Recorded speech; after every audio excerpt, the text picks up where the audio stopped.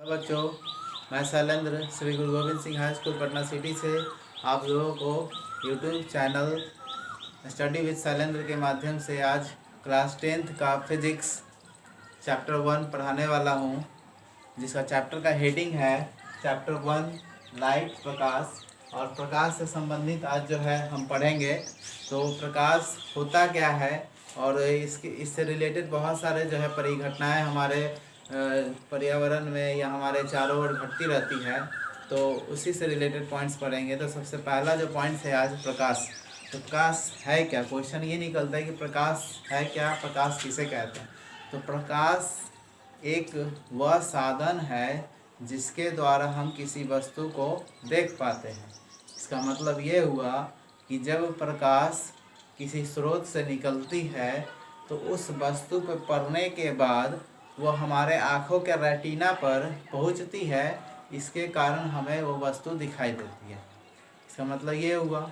और एक और बात ये ध्यान रखिए कि अब कुछ इंसान जो होते हैं जिनके आँख में कुछ प्रॉब्लम होती है, तो हो सकता है वो देख नहीं पाएंगे। इसका मतलब ये हुआ कि आँख वाले जो इंसान जिनका मतलब सही है, वो सही तरीके से वो उस वस्तु को देख पाएंगे। तो अगला जो है, अब इसमें आते हैं दूसरा पॉइंट्स। प्रकाश क्या है ये तो समझ में आ गया होगा आप लोगों को। अगला जो पॉइंट्स है वो प्रकाश के गुण, मीन्स ये दूसरा पॉइंट्स है। दूसरा पॉइंट समझने के लिए थोड़ा ध्यान दें।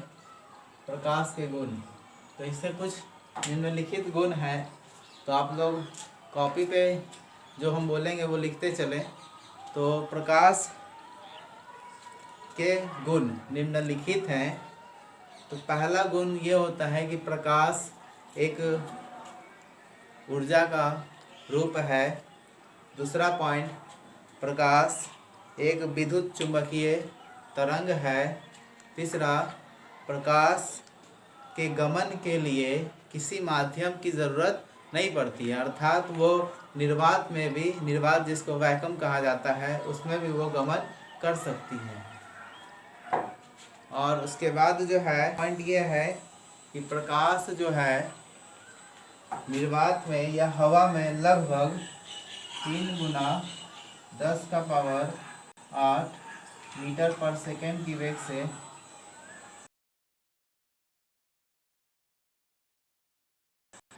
तो देखिए बस बच्चों, जो फोर्थ पॉइंट हम बताना चाह रहे थे वो फोर्थ पॉइंट था क्या कि प्रकाश का चाल या वेग जिसको कहते हैं निर्वात में या हवा में कितनी होती है। तो इसकी चाल होती है 3 गुना 10⁸ मीटर पर सेकेंड।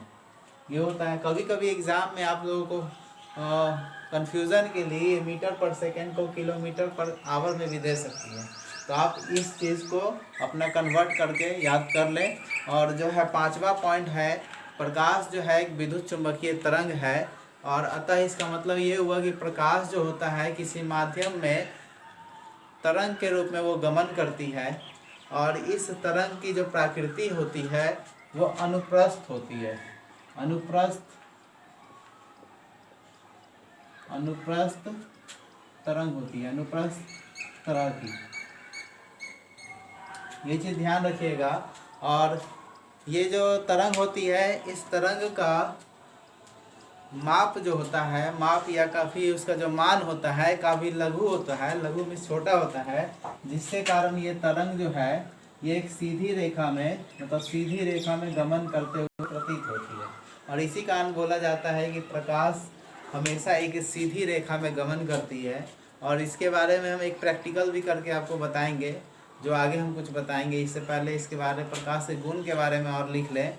और जो छठा पॉइंट जो है, प्रकाश एक माध्यम से दूसरे माध्यम में जब प्रवेश करती है तो वो अपना आवृत्ति बदलती नहीं है, किंतु उसका वेग और तरंगदैर्घ्य बदल जाता है।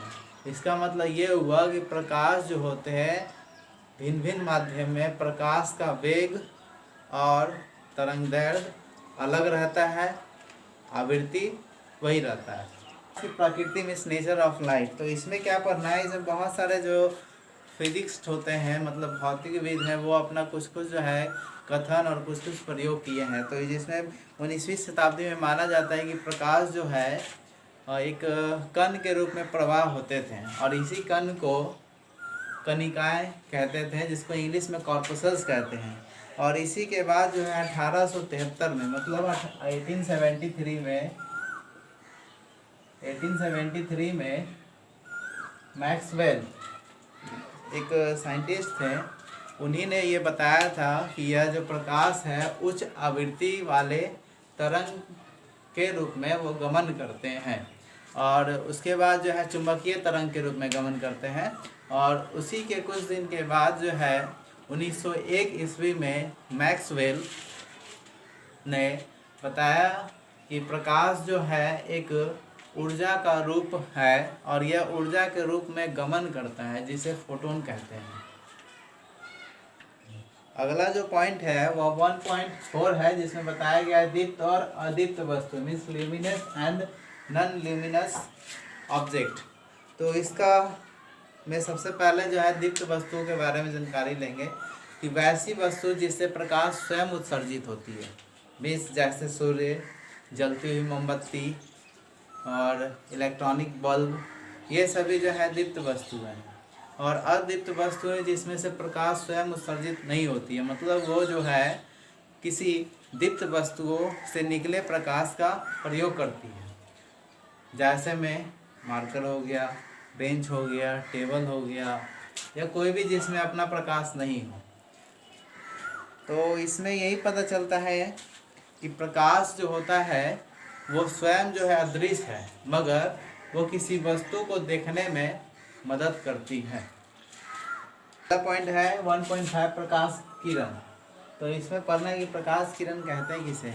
तो प्रकाश जिस रेखा पे गमन करती है उस रेखा को प्रकाश किरण कहते हैं, और वास्तविक में ये किसी वस्तु, मतलब दीप्त जो वस्तु होते हैं उससे निकलती है। और इसके साथ साथ आप गौर से ध्यान देंगे तो किसी भी दीप्त वस्तु से प्रकाश की किरण सिर्फ एक नहीं निकलेगी, एक से अधिक निकलेगी। तो जब किरणों के समूह में बहुत सारे जब प्रकाश के किरण निकले तो इस समूह को प्रकाश पुंज कहते हैं। जैसे कहने का मतलब ये हुआ कि किरण मीन्स ये हुआ, और जो किरण है मीन्स प्रकाश पुंज है ये हुआ।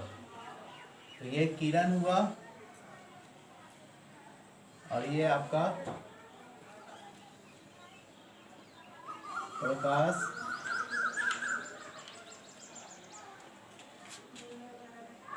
पुंज हुआ, प्रकाश पुंज। तो आइए और आगे देखें। तो अब है जो है किरण पुंज। तो किरण पुंज कहते किसे हैं, जो हम आपको बता चुके हैं। किरण पुंज कितने प्रकार के होते हैं, तो ये मुख्य रूप से 3 प्रकार के होते हैं, समानांतर, अभिसारी, अपसारी। और किरण पुंज को इंग्लिश में जो है वो कहते हैं बीम ऑफ रेज। थोड़ा ध्यान रखिएगा, इसको बीम ऑफ रेज कहा जाता है, बीम ऑफ रेज। तो समानांतर किरण पुंज किसे कहते हैं, तो जिसकी किरण पुंज में सभी किरणें एक दूसरे के समानांतर होती है।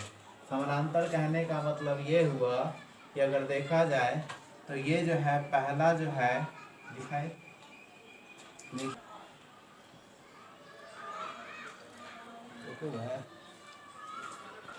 तो आइए बच्चों देखें कि समानांतर, अभिसारी और अपसारी का डायग्राम जो है कैसा होता है। तो सबसे पहले ये मिटा दे रहे हैं।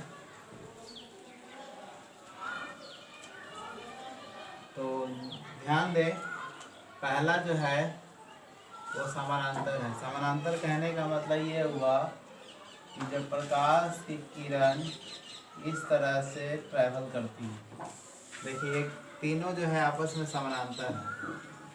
उसके बाद दूसरा जो ये है अभिसारी, इसके बारे में बता रहे हैं यहाँ पे।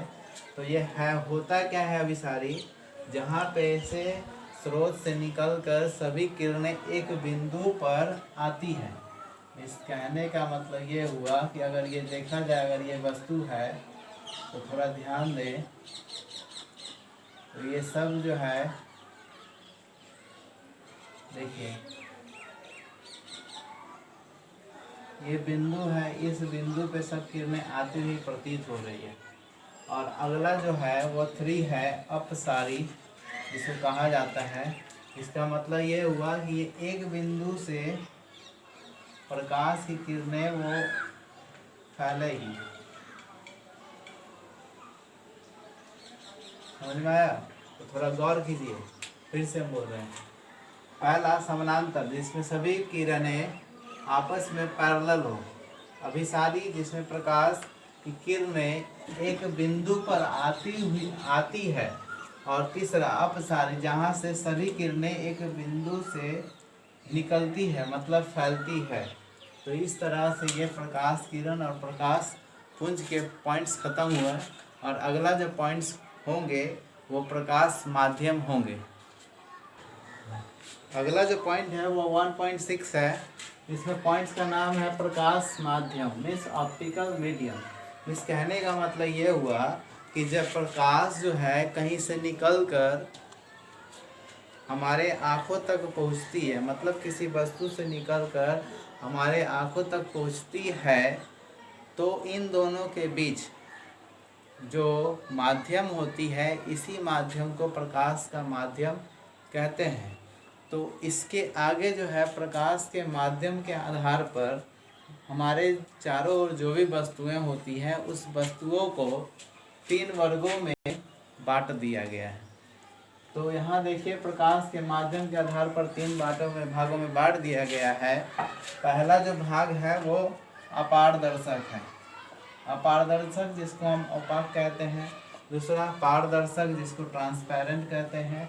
तीसरा अल्प पारदर्शक, जिसको ट्रांसल्यूसेंट कहते हैं। तो थोड़ा ध्यान दें।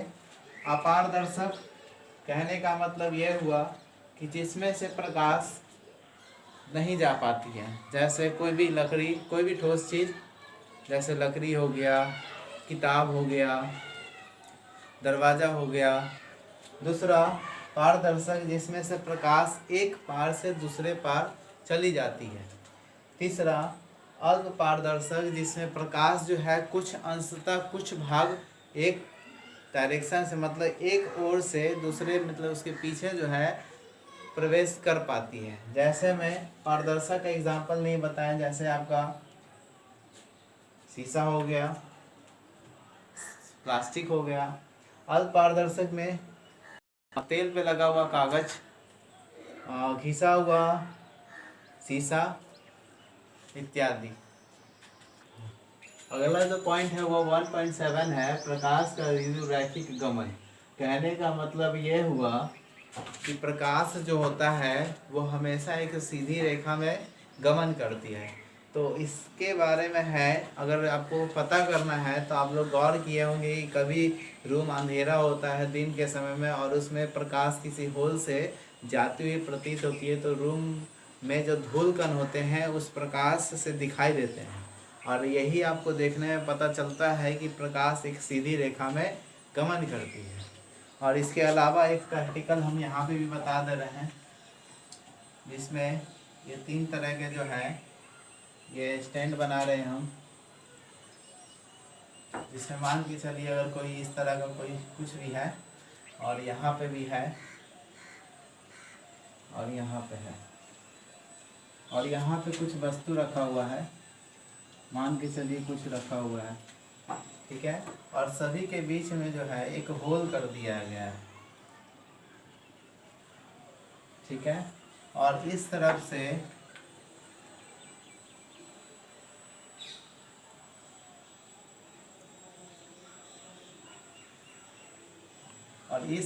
है जो देखा जा रहा है, तो देखने से पता आपको चल रहा है ये लाइन जो है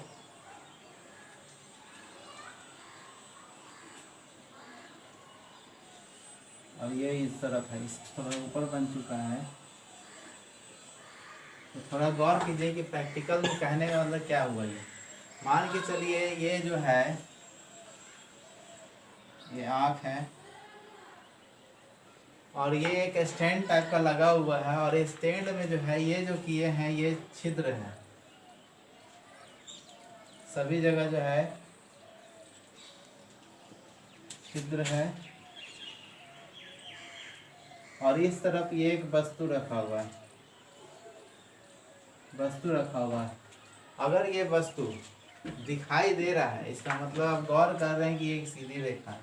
अगर बाय चांस चीज को, मतलब ये स्टैंड को अगर थोड़ा नीचे कर दें, तो ये जो है अगर थोड़ा नीचे कर दिया जाता है तो इसका काल्पनिक फिगर बनाएंगे तो आप गौर करेंगे कि इस तरह का फिगर बनेगा।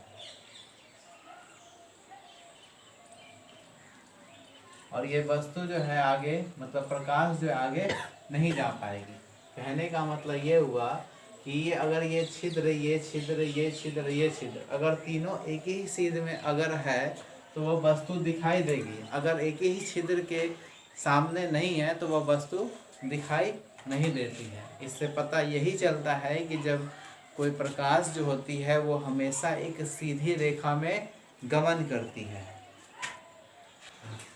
तो अगला पॉइंट देखिए, 1.8 प्रकाश का परावर्तन। इस कहने का मतलब ये हुआ कि रिफ्लेक्शन ऑफ लाइट।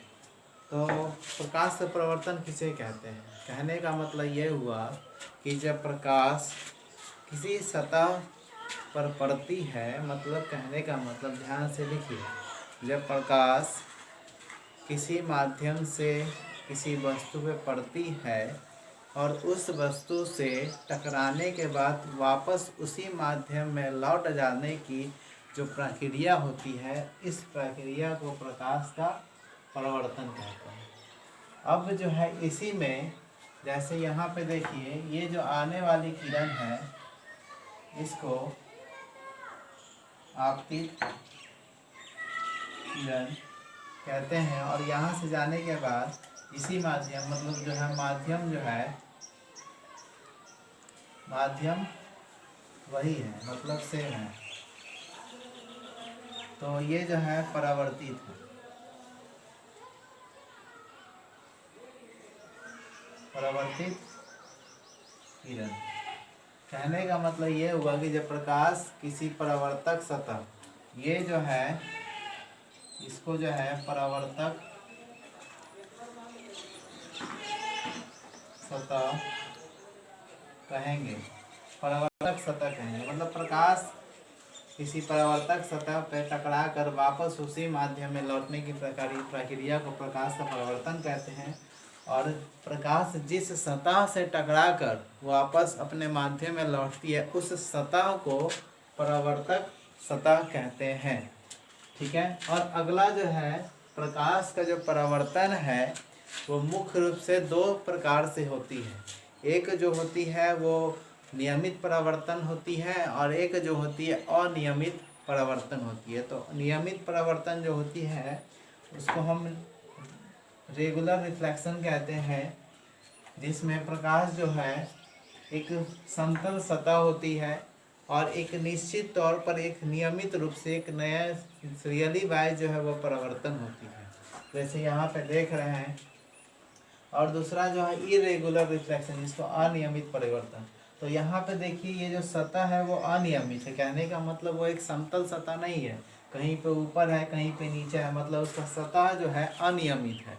इस आधार पर देख रहे हैं कि आपतित जो किरण है वो आपतित होने के बाद जो है कोई जो है ये जो लाइन है इधर चला गया, ये जो लाइन है इस तरह चला गया। मान के चलिए अगर ये पहला है तो पहला आपका यहाँ पे आ रहा है, दूसरा अगर इसको मानते हैं तो ये दूसरा जो है यहाँ पे आ रहा है, अगर तीसरा इसको मानते हैं तो तीसरा ये आ रहा है। मतलब कहने का मतलब ये हुआ कि ये नियमित नहीं है, तो इस आधार पर ये अनियमित परावर्तन हुआ। और अगला जो टॉपिक होगा वो 1.8 के बाद 1.9 होगा, जिसमें प्रकाश के परावर्तन के नियम है।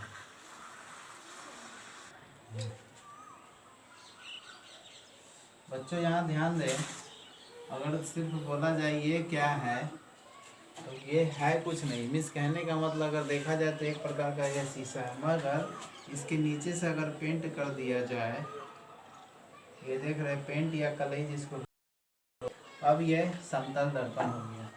तो कहने का मतलब ये हुआ कि जब ये प्रकाश यहाँ पे आया और आने के बाद ये लौटेगा और इसके बीच में जो है एक अभिलंब होगा। तो यहाँ आने वाली जो किरण है इसको हम अभी बताए थे, ये आपतित किरण है, और ये लौटने वाला जो किरण है इसको परावर्तित किरण कहते हैं। और ये बिंदु जो है, इस बिंदु को अगर देखा जाए तो ये बिंदु है आपतन बिंदु, और इसके बीच में जो है एंगल बन रहा है, ये जो है आई हो गया और ये है आर। तो अगर देखा जाए, अगर इसको अगर एम से डिनोट करते हैं तो ये एम ओ हो गया, मीन्स एम ओ जो है अभिलंब है, और आपतित किरण को जो है इंसिडेंट रे कहा जाता है, इंसिडेंट रे। और परावर्तित जो किरण होता है इसको रिफ्लेक्टेड कहते हैं, रिफ्लेक्टेड रे। तो प्रकाश के परावर्तन के नियम क्या है, तो मुख्य रूप से आप थोड़ा गौर कीजिएगा। और ये जो है एक समतल सतह है, अर्थात ये दर्पण ही है।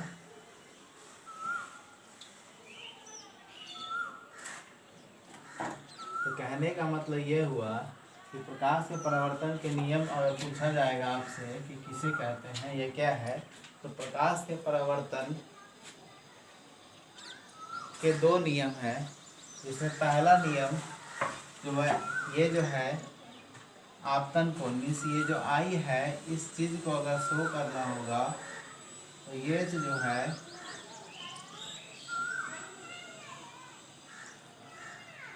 आपतन, और ये जो है परावर्तन कोण है। अगर आपतन कोण बोला जाए तो उसी तरह जो इंसिडेंट बोले थे तो इंसिडेंस एंगल हो जाएगा। अगर देखा जाए इंग्लिश में तो इंसिडेंस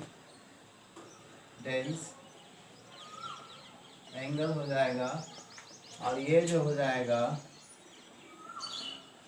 रिफ्लेक्टेड एंगल हो जाएगा। ये रिफ्लेक्शन है, रिफ्लेक्टेड एंगल।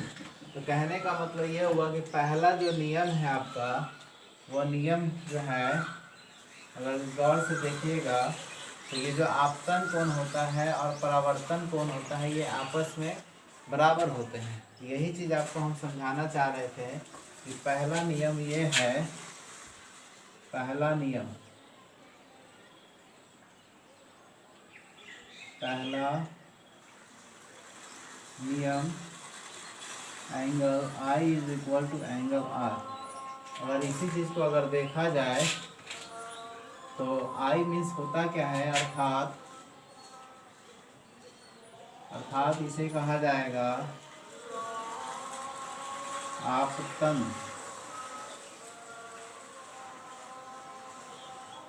आपतन कोण इक्वल टू होगा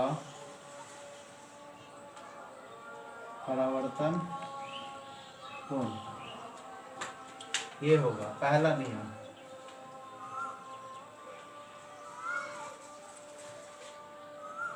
पहला नियम। और दूसरा जो नियम है, ये आप फिगर में अगर देखेंगे तो जो आने वाली किरण है आपतित किरण, और जो जाने वाली है परावर्तित किरण, और ये MO जो अभिलंब है, ये तीनों समतल के एक ही बिंदु पर है, अर्थात समतल पर है। तो कहने का मतलब ये हुआ कि आपतित किरण, परावर्तित किरण और अभिलंब तीनों समतल के किसी एक ही तल पर हो, यह दूसरा नियम होता है। और यह रियलिटी है कि अगर वो समतल दर्पण है और परावर्तन के नियम का अगर फॉलो करेगा तो ये कंफर्म है कि तीनों, मतलब आपतित किरण, परावर्तित किरण और अभिलंब तीनों समतल के किसी खास बिंदु पर होती है। तो ये था समतल के परावर्तन के दो नियम। और अगले जो है, अब जो है, तो बच्चों थोड़ा ध्यान दें, अभी जो हम बताए थे परावर्तन के यह नियम, तो यह नियम जो है समतल दर्पण पर और इसके साथ साथ गोलीय दर्पण पर भी ये फॉलो करता है। क्योंकि अगर आप गौर से देखिएगा तो ये एक गोलीय दर्पण है और कोई भी समतल का जो परावर्तक सतह होता है वो किसी एक बिंदु पर खास के रूप में है। तो ये अगर देखा जाए तो ये बिंदु पर भी ये फॉलो कर रहा है, क्योंकि ये भी जो है ये स्पर्श कर रहा है इस रेखा से। तो इसका मतलब ये हुआ कि परावर्तन का जो नियम है वो समतल दर्पण के साथ साथ गोलीय दर्पण पर भी जो है फॉलो करती है। तो बच्चों थोड़ा ध्यान दें, आज जो है फिजिक्स के चैप्टर 1 में पॉइंट जो है 1 से लेकर 1.1 से लेकर 1.9 तक आज बताए हैं। तो अगला वीडियो में 1.10 से शुरू करेंगे, जिसमें ऑप्टिकल इमेज से शुरू किया जाएगा और इससे रिलेटेड और बहुत सारे पॉइंट्स जो है बताया जाएगा। तो आप लोगों को आज का वीडियो कैसा लगा इसके बारे में आप कमेंट्स में लिखें, और जो भी परेशानियां हो या जो भी छूट चुका है, या हो सकता है किसी फिगर में आपको कुछ पॉइंट छूट गया होगा या मिस्टेक हो गया, तो आप उस चीज़ को हमें बताएं ताकि हमें भी जानकारी हो जाए। और आप बताइएगा तो ही हम लोग को जो है हम लोग मतलब उसके बारे में और सुधार करेंगे, और अगले बार से जो क्या करेंगे एक जो है डायग्राम के अनुसार आपको बताया जाएगा। तो प्लीज़ इस चैनल को लाइक सब्सक्राइब करें और अपने दोस्तों को भी बताएं। धन्यवाद।